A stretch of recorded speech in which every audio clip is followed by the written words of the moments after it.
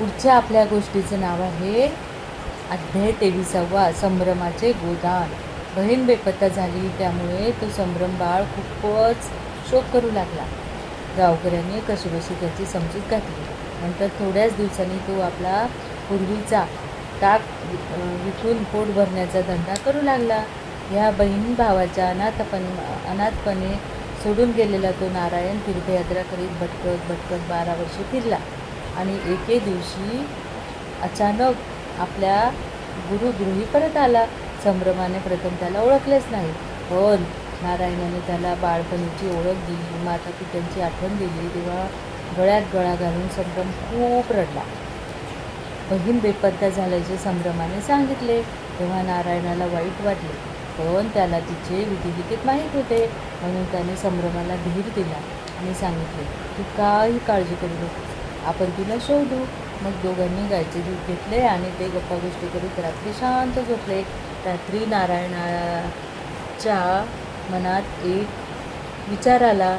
तो त्याने सकाळी संभ्रमाला सांगितला.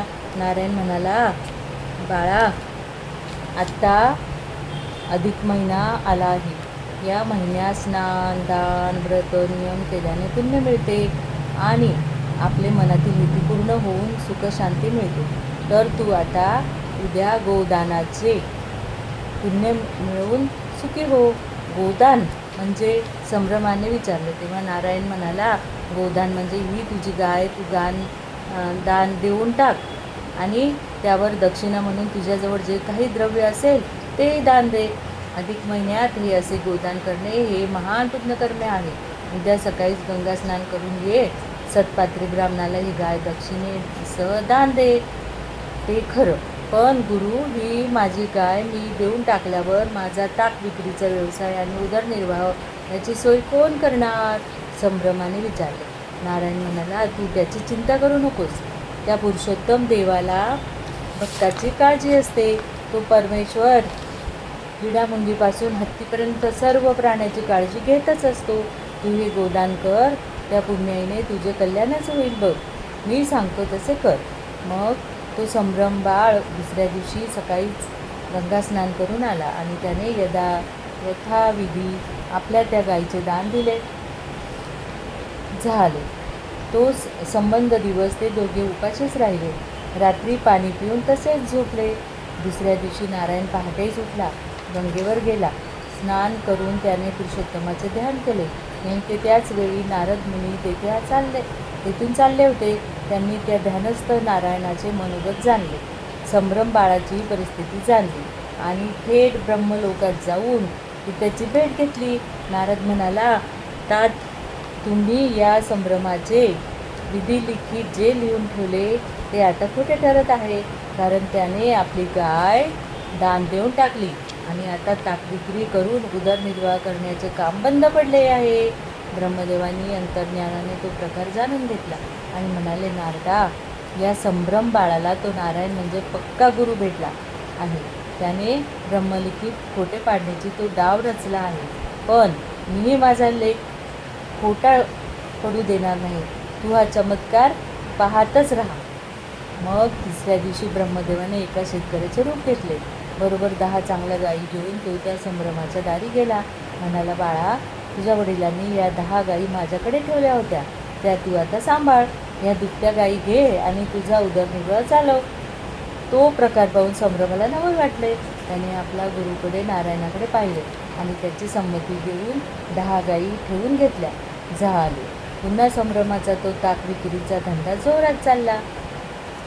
थोड्याच दिवसात नारायणाने पुन्हा विचार केला आणि संभ्रमाला त्या 10 गायी दान देण्यास सांगितले. संभ्रमाने त्या बाबतीत पुन्हा आडेवेडे घेतले, पण नारायणाने त्याची समजूत घातली. तो म्हणाला, अरे, या अधिक मासात गोदानाचे फार मोठे पुण्य आहे. त्या पुण्याईने तुझे कल्याणच होईल. उगाच चिंता करू नकोस.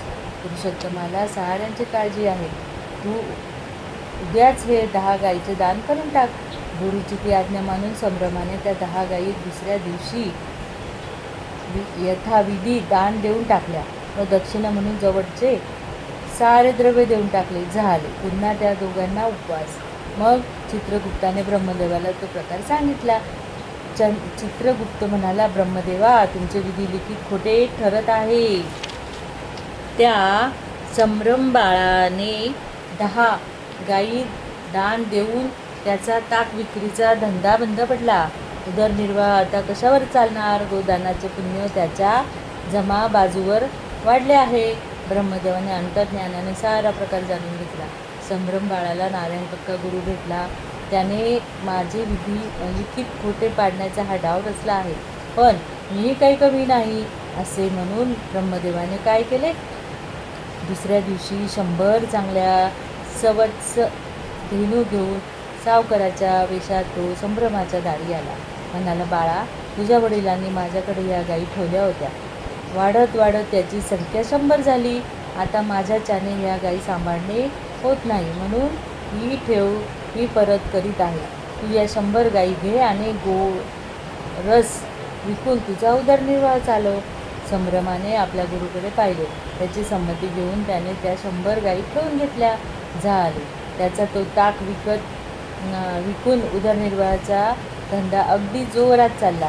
विधी लिखित सटवीची ती अक्षरे खरी ठरविण्यासाठी स्वतः ब्रह्मदेवानेच हा सारा खटाटोप चालविला आहे, हे त्या नारायणाने मनोमन जाणून घेतले. थोडे दिवस मजेत घालविल्यावर नारायणाने पुन्हा संभ्रमाला त्या 100 गायीचे दान करून पुण्य जोडण्याचा उपदेश केला. संभ्रमानेही ती गुरुची आज्ञा पाळून लगेच दुसऱ्या दिवशी शतगोदानाचा सोहळा थाटाने पार पाडला. त्यावर दक्षिणा म्हणून जवळचे सारे साचलेले द्रव्यही दिले. आता पुन्हा त्या दोघांवर उपासमारीची पाळी आली. नारायणाने गंगास्नान करून पुरुषोत्तमाची प्रार्थना केली. अधिक मासातील त्या संभ्रमाच्या गोदानाचे खूपच पुण्य झाले. पुरुषोत्तम प्रसन्न झाले. त्यांनी नारदाला पुन्हा प्रेरणा दिली. नारदाने ब्रह्मदेवाला पुन्हा सांगितले, तात, तुमचे विधी लिखित खोटे ठरत आहे. उदरनिर्वाहासाठी त्या संभ्रम बाळाचा ताक विक्रीचा धंदा बंद पडला आहे. ब्रह्मदेवाला विचार पडला. तो मनाशी म्हणाला की आता 1000 गायी जरी मी नेऊन दिल्या तरी तो संभ्रम बाळ त्या गुरुच्या आज्ञेने गोदानाचे सहस्रपट पुण्य मिळवणारच. मग आता त्यापेक्षा असंच करावं झालं. तिसऱ्या दिवशी ब्रह्मदेवाने आपले हंस विमान सोडले. संभ्रम बाळ आणि गुरु नारायण गंगेवर स्नान करीत होते ते विमान उतरले. ब्रह्मदेवाच्या दूतांनी संभ्रम बाळाला मोठ्या सन्मानाने त्या विमानात बसवून थेट ब्रह्मलोकात नेले. तेव्हा नारायणाला आनंद झाला. तो म्हणाला, छान झाले. या थोर अधिक मासात संभ्रमाला गोदानाच्या पुण्याईने मोक्षपद मिळाले. नारायण म्हणाले, लक्ष्मी, आता पुढे 24व्या अध्यायात द्विज शर्माच्या कन्येची कथा सांगणार आहे, ती तू शांतपणे ऐक. जय श्री कृष्णा.